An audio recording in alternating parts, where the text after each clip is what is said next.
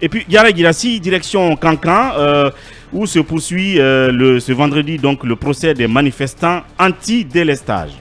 Oui, le procès s'est ouvert hier mardi au tribunal de première instance de Cancan. Au total, 23 personnes ont été interpellées et qui seront bien évidemment jugées. Parmi ces 23, nous apprenons qu'il y a une femme et également un mineur de 16 ans. Et donc, hier, c'est seulement deux accusés qui ont quand même comparu. Mais parmi ces deux, seulement un a quand même achevé son interrogatoire.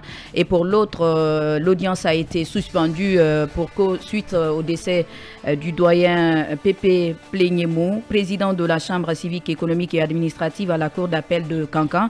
Et donc, l'audience a été renvoyée pour ce vendredi. Vous savez quand même que ces personnes interpellées sont poursuivies pour des faits de destruction, dégradation d'édifices ou installations publiques, participation à un attroupement non autorisé, provocation directe à un attroupement non armé, complicité de destruction et dégradation, abstention délictueuse, entrave à la saisine de la justice, tentative d'extorsion et incitation à la violence. C'est quand même des charges assez lourdes qui sont quand même nombreuses. Oui, nombreuses qui sont mises à l'actif de ces accusés, de ces manifestants anti-délestage. Et je pense que tous ceux qui seront quand même retenus dans les liens de la culpabilité risqueront gros de ce côté. Mais en tout cas, sur les 23 personnes, personne n'a plaidé coupable. Ils ont tous plaidé non coupables et le procès va se poursuivre ce vendredi. Donc, nous allons voir qui sont ceux qui vont s'en tirer. Mais en tout cas, l'État n'est pas prêt à reculer. Il veut aller jusqu'au bout pour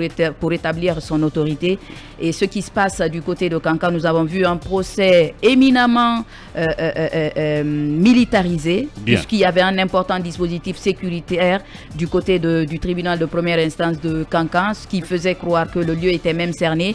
C'était même impossible, voire même difficile pour des citoyens qui souhaiteraient prendre part, assister à ce procès, d'avoir accès à la salle. Il a fallu à ces citoyens de trouver des moyens des contournantes pour justement se retrouver là. Mais la salle était quand même pleine à craquer. Merci Garé pour ce bref compte rendu, pourvu que ce ne soit pas un procès expéditif et d'avance orienté.